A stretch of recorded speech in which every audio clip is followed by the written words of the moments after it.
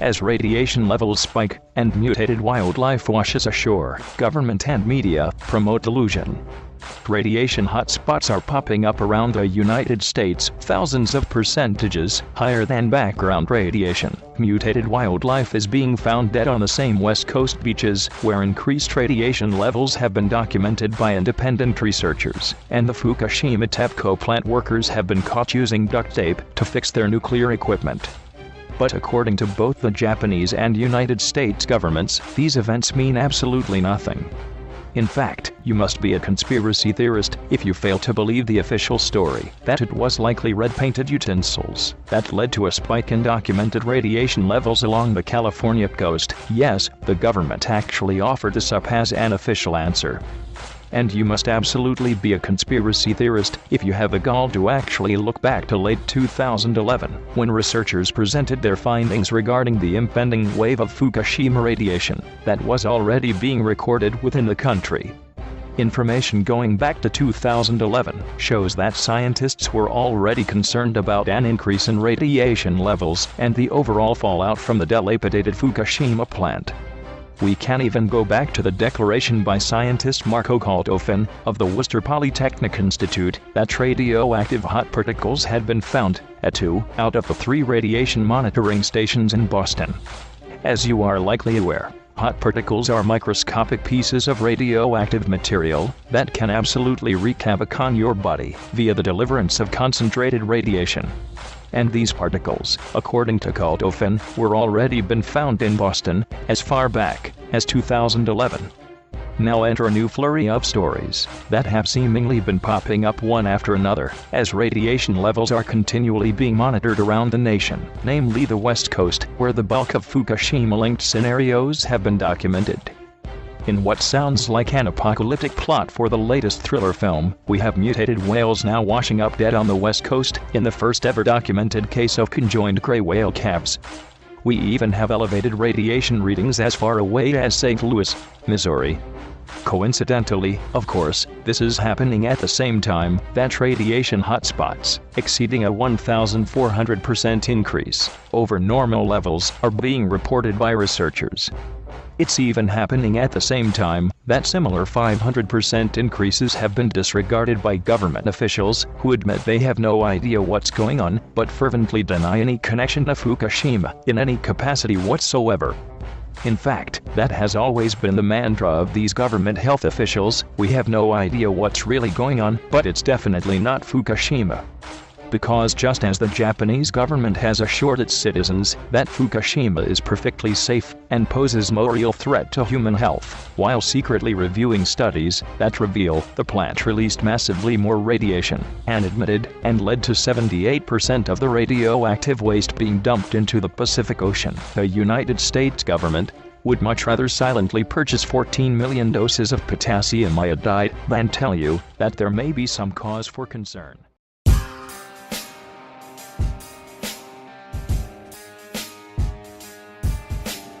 Implemented in October 2013, Japan's new secrecy law will incriminate and imprison any Japanese for speaking of their illnesses, deaths, and losses from Fukushima's ongoing radiation release. Ever since the Fukushima Daiichi triple meltdown of March 2011, we have not received any honest reports coming out of Japan's government or TEPCO, and the IAEA, the International Atomic Energy Agency, has the whole world and all scientists silenced on the actual truth about this worldwide nuclear event. We get lies after lies and cover-ups through the mainstream media, so the majority of the people worldwide have no idea about Fukushima's ongoing deadly release of lethal, man-made, weapons-grade radiation. They deny that it even happened. They say it is anything else other than radiation causing our illnesses and cancers. They blame it on cigarettes, alcohol, asbestos, all the things they have been blaming over the years. But these things are becoming less and less in the world. Less people are smoking. Asbestos is being removed from existence. Alcohol use is about the same. So how could they be to blame for the acceleration and now higher statistics in cancer rates, heart attacks, and birth deformities worldwide? 1 out of every 2 men and 1 out of every 3 women will be diagnosed with cancer. You are being lied to, and they are laughing at you as you follow along with and believe in their lies. Einstein once said, "The world will not be destroyed by those who do evil, but by those who watch them without doing anything." Try asking someone you work with if they know the current news on Fukushima, and most will give you a blank look saying something like, "What is Fukushima? Never heard of it." Or if they do know about it, their reply will be something like, "Oh yeah, that happened a few years ago. Those poor people over there." The news media has the world living in a false, numb, and dangerous fantasy. And the people don't want you to rip them out of that imaginary world they live in. Those of us that do speak the truth are labeled conspiracy theorists. But this is not a conspiracy, folks. I'm sorry to tell you. This is the real deal.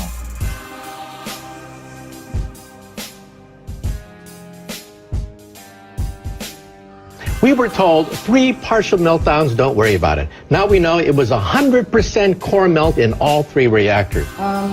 Japan is, by orders of magnitude, many times worse than Chernobyl.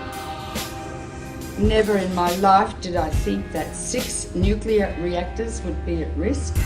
Well, TEPCO is like the little Dutch boy. All of a sudden we have cracks in the dike. You put a finger here, you put a finger there, and all of a sudden new leaks start to occur, and they're overwhelmed. Literally making it up as they go along. We're in totally uncharted territories.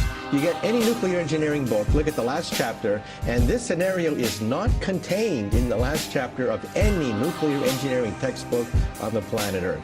So they're making it up as they go along, and we are the guinea pigs for this science experiment that's taking place. All radiation is damaging. It's cumulative. Each dose you get adds to your risk of getting cancer.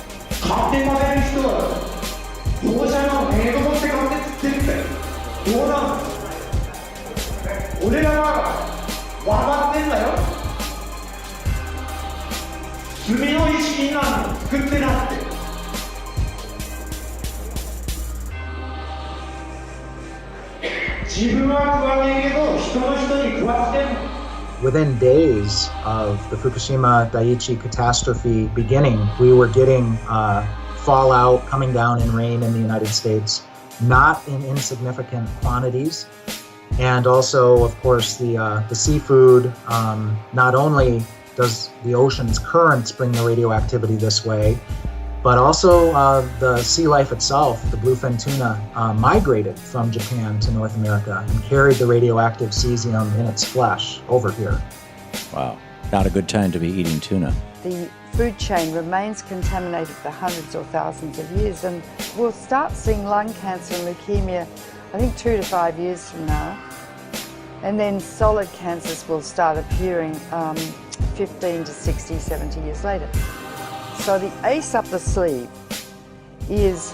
of the nuclear industry is the incubation time for cancer. It takes a long time for cancers to develop once you have inhaled or been exposed to these radioactive elements. And no cancer identifies its origin. And so there is already a level of cancer in society, but it's going to increase dramatically. The problem is not really under control. It will not be under control for, it's estimated, between 40 and 100 years from now. There's no way to clean it up. They say 40 years, but they can't clean it up. They can't. And the site's still unstable and vulnerable to natural disasters. If there is another earthquake, a serious one, 6, 7, 8 or 9 magnitude, that would rattle all these 1,060 tanks. It would rattle the damaged cores, spent fuel, whose structures have already weakened. Yes. That's a potential very, very serious threat. Approximately 300 tons of water was filtering through the site until early this month, becoming laced with radioactive materials and then seeping into the sea. Another factor is the ever-increasing amount of water accumulating inside damaged infrastructure. once it makes its way into reactor buildings, it mixes with radioactive isotopes. For months, TEPCO workers have been pumping up 400 tons of water every day and storing it in tanks on site. There is 1,060 tanks, stainless steel water tanks, that are holding the water which they keep pumping into the damaged reactors and the spent fuel storage pools. From the air, the scale of the problems at Fukushima have become clear. The growing mass of storage tanks now dwarfs the plant itself. More than 1 million tons of highly radioactive water is now stored here. But the tanks have been hastily built. They're made of steel plates, bolted together, rather than welded. Last week, workers detected a major leak in one of those tanks. About 300 tons of water escaped, releasing several quadrillion becquerels of radioactive particles. Experts have often pointed out how vulnerable they are to damage. The tanks, though, have been put together very quickly. There's no guarantee they'll last. Their seals are made of rubber, and the joints and bolts are corroding, and they may last not more than 5 years. So the tank farm has grown dramatically, and it's on the hill. Of course, the problem is, because it's on the hill, the water flows down, and if there's an earthquake, all of these pipes are held together with plastic piping, not much different than what you've got on a swimming pool. So the plastic pipe will snap, and that water will just run right down that roadway directly into the ocean. And how long the contamination has been leaking into the water? Very likely since the explosions and the meltdown at Fukushima Daiichi in March of 2011. Wow, that is quite a long time. Now, how much and what sort of radiation is leaking into the Pacific? I know there's all different types, so if you can explain that in a little detail. Well, clearly what we've seen now is the movement of radioactive hydrogen, tritium, which is a mobile radioactive isotope, but clearly radioactive cesium, 134, 137, strontium-90. We're seeing a full range of radioactive contaminants now moving, which indicate that the damaged cores of these reactors, the meltdowns themselves, are now contributing to the contamination of the Pacific Ocean and groundwater that's moving at about a rate of 300 to 400 metric tons per day. So the radiation has been leaking into the water and polluting the fish continuously for the last 2 years. Radioactive iodine-129, its half-life is 17 million years, plus strontium, plus cesium, plus tritium, and I could go on and on and on. If it gets into the sea, the algae concentrated hundreds of times, then the crustaceans concentrated hundreds of times, and the little fish, then the big fish, they're nice. Because we stand on the apex of the food chain, you can't taste these radioactive elements, you can't see them, and you can't smell them. They're silent. This graphic shows the gradual contamination of the Pacific Ocean due to leaks of radioactive water from the crippled Fukushima nuclear plant in Japan. The simulation, which was run by a German Marine Research Institute, shows the entire Pacific waters being polluted by radioactive water in just 6 years.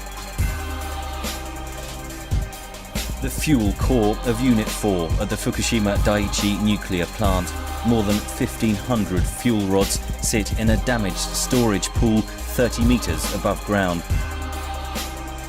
Yeah, the amount of radioactivity in the rods themselves is about 14,000 times that of the Hiroshima bomb. We are dealing with diabolical energy. E equals mc squared. It's the energy that blows up nuclear bombs. Einstein said, nuclear power is a hell of a way to boil water. They need to remove those fuel rods from the pool because if there's another earthquake, Building 4 would go down probably, and all those fuel rods would be exposed to the air and they would burn, and they would release 10 times more radiation or cesium than was released at Chernobyl. Huge amounts, and pollute much of Japan and the Northern Hemisphere. So We're in a nuclear crisis at the moment. If there's another earthquake and Building 4 collapses, which contains the cooling pool with fresh fuel, I'm going to evacuate my family from Boston. So they've put a crane on top of that building, which is shaky anyway. And they're going to lift the fuel assemblies out one by one with the crane, and it will be done manually. Normally, those rods are removed by computer control with millimetres to spare. It's a very delicate operation. The fuel rods must be kept submerged and must not touch each other or break. Nuclear experts warn any mishaps could cause an explosion many times worse than that one here in March 2011. Unprecedented emergency statewide fishing closures enacted in Pacific Northwest. We've never had to do anything like this. Very alarming. Mass die-offs linked to disease outbreak. Nearly 100% infection rate in some areas. Rotting gills, distended bellies. NOAA says it's a head-scratcher. The emergency rules take effect on Saturday. This is July 16th news. Restricting fishing in Oregon streams and rivers for the first time ever. Oregon Department of Fish and Wildlife announces it's taking drastic measures. They have never had to do this before. They say we're starting to see fish kills in more places than we typically do, and this is a pretty extreme set of conditions. In July 17th today, Washington Fish and Wildlife Department officials are enacting fishing restrictions involving 38 rivers. Emergency rules take effect tomorrow, Saturday.